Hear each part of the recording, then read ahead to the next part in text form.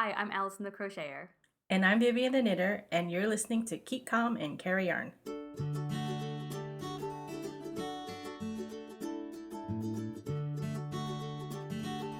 Hello, and welcome to episode 87 of Keep Calm and Carry Yarn. This is a knitting and crochet podcast hosted by me and my mom, Vivian.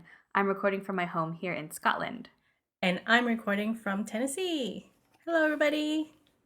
Hi, everyone. Happy summer. It's finally feeling like summer here in Scotland. Finally. You're wearing short sleeves. I know, look at that. One of my coworkers, I had a meeting and she asked if my tattoo was new. And then she was like, or is it just that we're all wearing, t-shirts now? Because, it's a year old, this tattoo, but mostly I wear sweaters on my work calls. That's funny. Now, it's been in the upper 80s, almost the 90s here. So very hot. But thankfully, the last couple of days, the humidity is low. So at least we have that. It's a dry heat, not a wet heat. Let's see how long that lasts.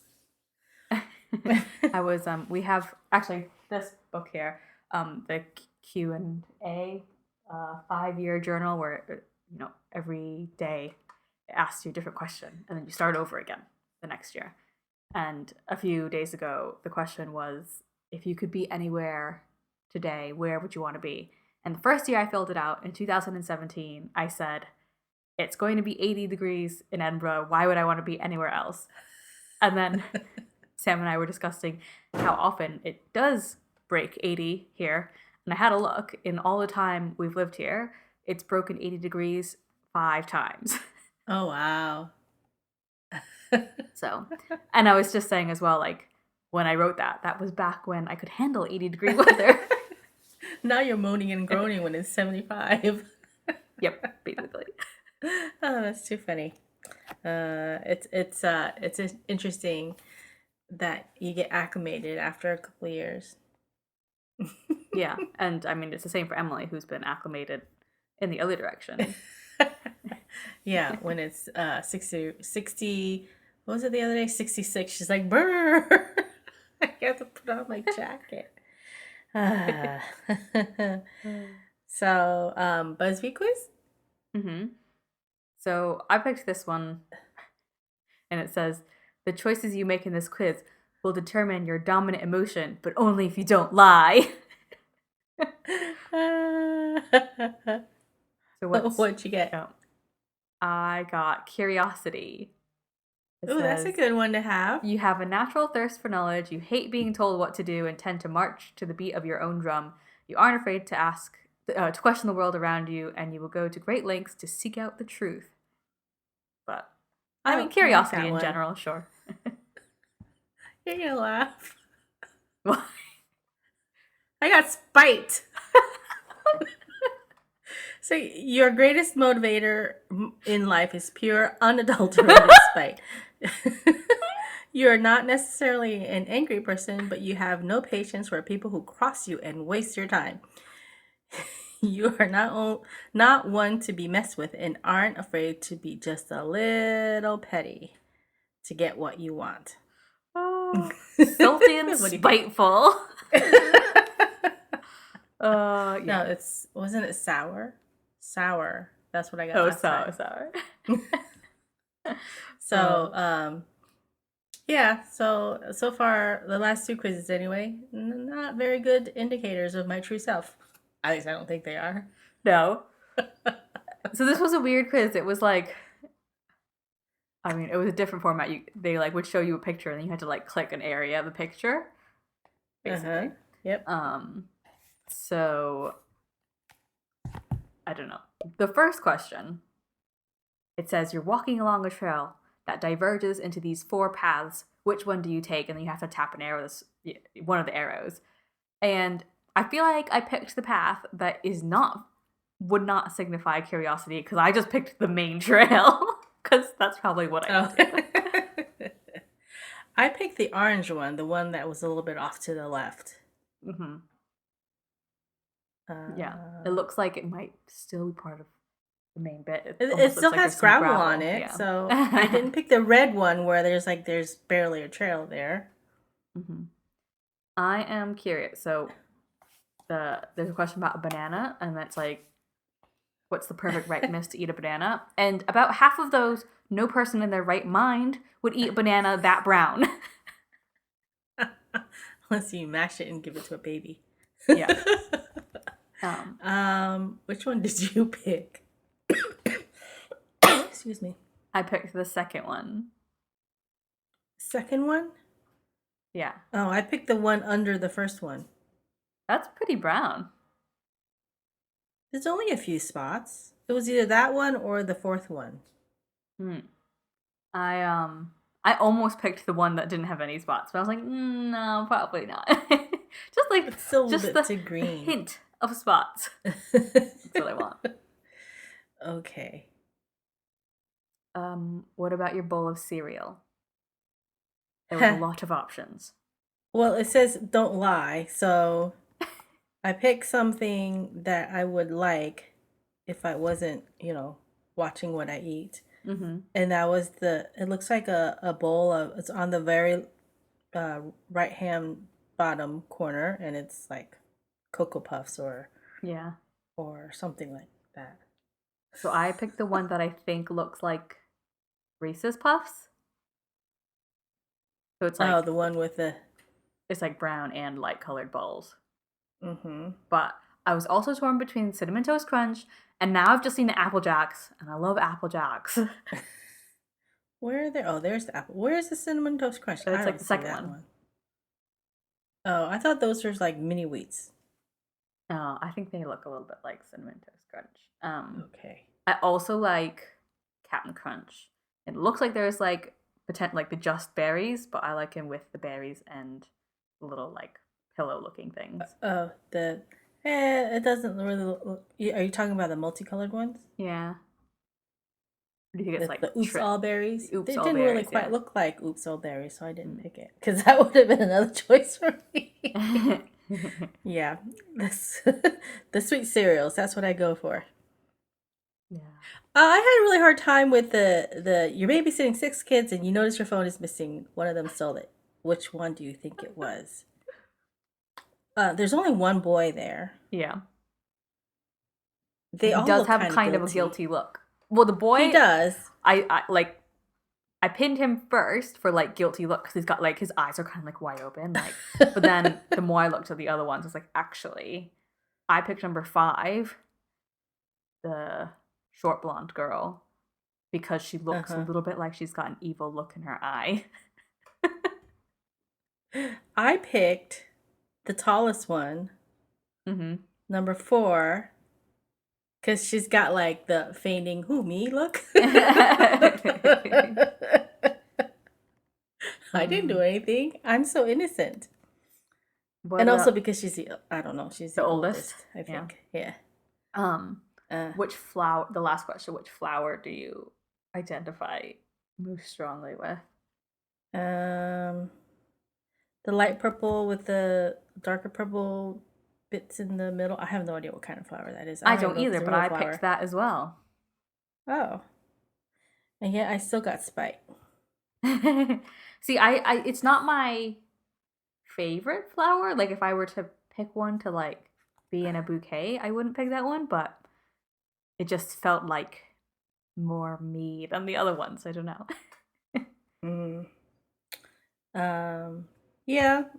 The same here. I mean, I feel like it's not too show offy, but it's not too plain either or typical. You know, I want to know what number you picked. Why? Just curious. Number 3. Huh? Why'd you pick number 3? I don't know. I picked number 6. Why'd you pick number 6? Because it's divisible by 2 and 3. So like when you when you're looking at charts, it's good to have things that are divisible by more than, just a couple numbers. I almost picked 7. But then I decided 3 because Maybe because a triangle has 3 sides. I don't know. Okay, that was our BuzzFeed. It was a very strange quiz, but I wanted to try and find one that wasn't like food centric this time. Because we always get hungry afterwards. Yep. Or at least I do. What was the name of it again? There were a lot of questions. Yeah. So wait. You were curiosity and I was... Spite. Okay. Very spiteful, sour person. Just to rewind for a second, do we have a special thank you? Oh yeah, we do. What did I do to my notes? Here we go. So on our Ravelry board, Peculiar Girl Kelly said hello, and I recognized her name, so I think she's been part of our group for a while. But she says that she finally caught up on all 85 episodes. And her favorite part is the chit chat that we do. So thank you, Kelly. Yeah, that was very nice. And hello. Yes, hello. Okay. Because now that she's caught up, you can hear the hello. Yeah, that's right. Yeah, nothing worse than saying hello and then not hear it for like 50 episodes. Yeah. Or alrighty, rewarded with your loyalty. You stick with it, and eventually we say hello. Yep. Crafty content. What do you got for whips? You need a new co-host. I'm not doing anything. What I was gonna say is, normally we do like a sort of summer break, and we do one episode each month in the summer. But we're not this year because my mom is determined to have the 100th episode be on our 5-year anniversary, which means we have to do 2 episodes every month until then. So this is why we normally only do one in the summer, because actually, even with coming out of COVID, I've been quite busy. Also, more magazine stuff is keeping me busy. Yeah, but you have to keep all that stuff secret. The single thing that I've done that I can talk about is this. I have you got a sleeve. I have a sleeve now for my 373 cardigan. So it's definitely like not full sleeves, but I just feel like they're quite a lot shorter than I thought it was going to be. Like, it's not, because it's like oversized. But it's drop shoulder. Yeah, it's drop shoulder. So I guess so it's not going to be like that short. It's not, like, because if it was that short, if it was actually at my shoulder, then it wouldn't even cover my elbow. So I think, it'll come out a bit. So it'll cover my elbow and be more like 3/4, just under 3/4 length. And there's no ribbing on the sleeve? Oh yeah, there's a little bit of ribbing maybe on the sleeve. Okay. So I guess that will help. So yeah, the seam looks pretty good. Good job. I've kind of done it a bit willy-nilly. Like, I think it says it, because this is the one where the instructions are very sparse, and it just says to sew it to crochet it together with slip stitches and chains where appropriate. I'm like, I don't know where the chains are supposed to be, so I'm doing this one. So I've just made sure to put like stitch markers to kind of pin it so that I know where the chains would be appropriate. Where? Because if you just did slip stitches and it's quite lacy, it would... But it's not super lacy. So did you do any chain stitches? Yeah, I've done chains just like where it just seemed like I don't really know. It's not consistent, and I'm also not even doing slip stitches. I'm doing single crochets, because I think they're a little stretchier. I feel like, is that true? I think it's true. But it feels a little stretchier than a slip stitch. So that's what I'm doing, and it looks fine. And that's pretty much all I've done. I started doing it at one point, but I couldn't find my hook, which is this one. I think it's this one, in all the places that I've like written notes and stuff to myself, somehow I haven't managed to write down what hook size I used. I realized I could go back and try and listen to our podcast episodes to try and figure it out, because I'm sure I mentioned it when I first started doing it, because I had the whole thing with like the tension and the gauge. But I was pretty sure it was this one because it's green. And on my Ravelry, I have all my tools listed and I have it listed as green. So I was like, oh, it's definitely the green one and it's 2 millimeters. And I couldn't find it. And like, so I was like, well, I don't really need this exact one to do the seaming together. So I tried doing it with like a 1 millimeter that I have, and like that seemed quite small. And then I put it aside and ripped that out. And then yesterday I unfolded my hook roll, and this one was just sitting there, like not in it. So I must at some point I must have found it and stuck it in there, but I can't remember when it was. And when I did find it, I didn't think, oh, there's the one I was missing. So I don't know. It appeared out of nowhere. So that is pretty much all I've done. What whips do you have? Okay. So I have a little bit more than you do. I finished. Oh shoot! I left it over there. Let me get it. I finished the back to the folklore. Mm-hmm. So you almost said Taylor Swift cardigan. Yeah. So I did the shoulder shaping, and it's kind of hard to see. So what I did, because I want this to be perfect. I it's not perfect. You messed up the seed / moss stitch. That's true. So it will be perfect, but I want the body to be perfect. I actually, because it says to knit to a certain height and then start the shoulder shaping. So before I did that, I blocked it with the needles, like the cord attached to it, blocked it, and then to make sure that it was the right, because I kind of had to like estimate how because it blocks bigger. So anyway, so I was spot on, and then so while this was blocking and drying, I started one of the front panels. This is so I only have this much done of the front left panel. Oh right, because it's a cardigan. So yeah, I started this, and then once this was blocked, and I measured, I put the needles back in this one, and did the shoulder shaping, and now I'm getting close. So I think maybe I will finish it by the end of summer. See, I told you you could do it. I don't know. Well, we're planning a visit to New Jersey next week, so I'm not bringing this with me because it's too much. It's too bulky. Yeah. To stick in my my suitcase, because I would want to.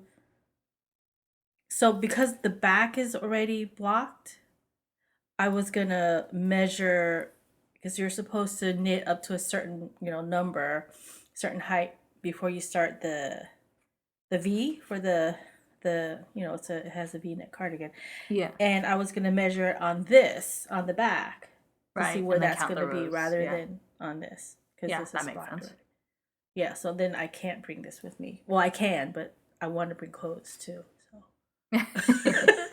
Too bulky, yeah. So that's that. And I think Madeline's really pleased. She's sitting over there.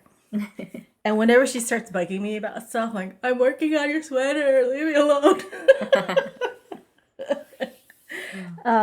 Can I just say, for anybody who is interested in Pearl and Plum bags, it's like a work in progress shot behind you. I see 3 big bags part way finished. Oh yeah, they're probably finished. I didn't bother putting them away. Yeah, they'll be done. Well, I'm gonna have to go on vacation for the shop, so that's why I didn't want to say anything right now. But I guess it's a sneak peek. Yeah. So I started a hat, thinking that maybe, because I'm trying to decide what to bring with me to knit. I always decide on my project before I decide on what clothes to bring on a trip. That's just priorities. So this is the Crofter's Kept by Wilma Malcolmson, and this is the Shetland Wool Weeks pattern of this year. Oh, so it's a hat. And I am.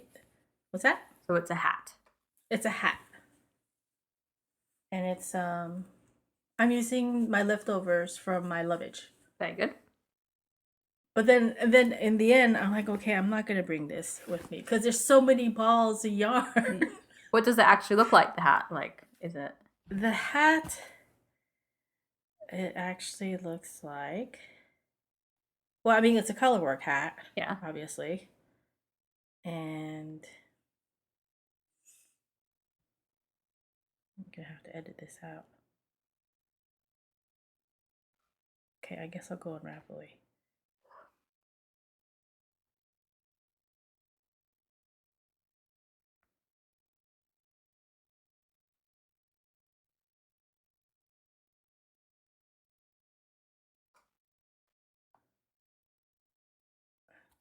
Okay, it looks like this. It's one of the colorways on Ravelry.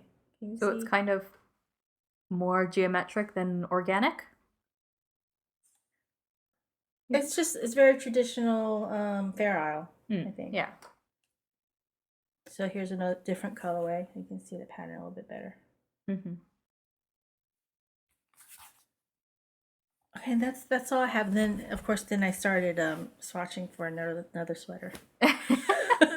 Oh my goodness. But it's just swatch, so I'm not gonna Share talk yet. about it right yet. Mm-hmm. That's all I have, and I don't have any FOs. I'm pretty sure you don't have any FOs. No. And yeah, you're going away to New Jersey. I'm going away to London in a week. And I'll be there for over a week, so don't expect much to happen there either. Are you taking a train or are you flying? Driving. Are you driving? I'm not driving. Sam's driving. So, well, I guess you don't really crochet in the car. No, I think I would get motion sick. I like it when I don't have to drive on a road trip. So so you can knit. I can knit. Mm-hmm. Yes. It's either that or if I had to drive, I'd rather be by myself because I can listen to all my podcasts or my audiobooks and not have to worry about the passenger. Why do I have to listen to this? This is stupid.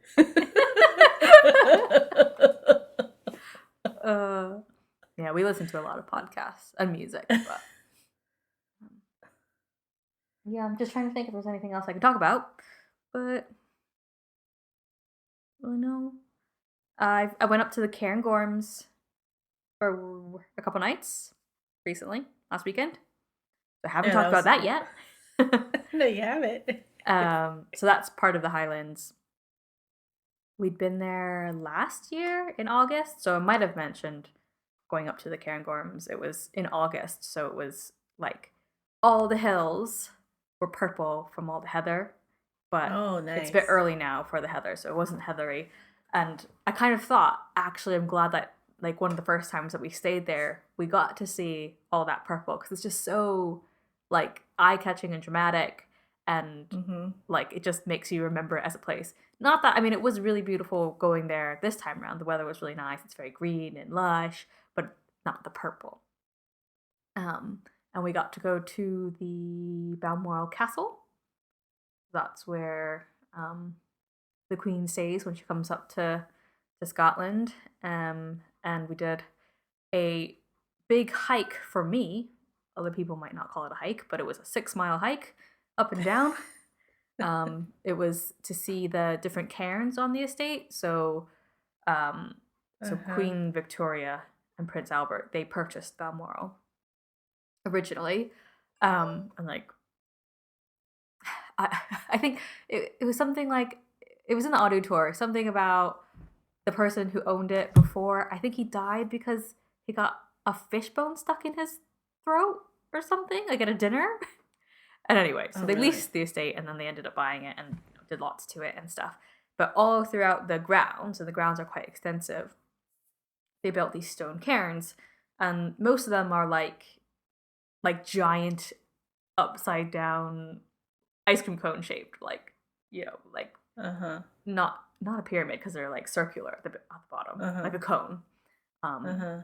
some of them are like quite straight, and other of them like kind of bulge out a bit more. And a lot of them were built to commemorate weddings. I think of her children, maybe. One of them commemorated when they bought the estate, and then there was a massive, actual like four-sided pyramid on top of one of the hills that Queen Victoria had built when Prince Albert died. So that was the last one we went to. So kind of just walked through the woods and the pine trees and the beech trees, and it was very nice, and saw all the cairns. So yeah, it was a good walk. Suppose you don't really have to worry about ticks and stuff in the woods out there. I don't think so. Yeah, that's actually I don't know about here, but up north, that's something that we always had to watch out for. Those dang deer ticks. Yeah, because the thing that people complain about bug wise when they come to Scotland in the summer is midges. Mm-hmm. But they just like bite. They just pester you. They don't. Do they actually bite? I think yeah, they bite.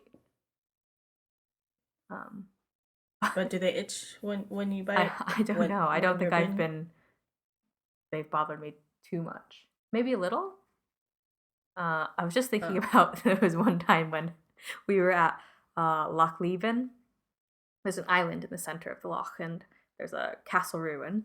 So we were going to take a boat to go to the castle, but before that we were just having a walk around, and obviously like the water's there, and there was just like swarms of bugs flying around, and Sam was putting on sunscreen, and because he was like walking and doing it, he was just like capturing just like bugs in his sunscreen. just these bodies just literally drowning them in sunscreen. Oh, lovely. Yeah. Yeah. That's just so gross. Yeah, we haven't really been doing that much. We did go to Knoxville last weekend. They have a pretty decent sized Chinese grocery store there, or supermarket. So we bought some supplies. Very good. And also, there's a Trader Joe's there. That's the nearest Trader Joe's. And Madeline really wanted to try the blueberry almond milk. Vanilla blueberry almond milk. Is it any good? That she had heard about. It's okay. It tastes like blueberries. And it's like lightly sweetened. So those come in the juice box type containers. So we didn't have to worry about putting them in the cooler. Nice. And also we walked around Market Square in the downtown area, and there were a lot of restaurants and a few shops, so mostly restaurants, but the Museum of Tennessee was there, and it was only $5 admission.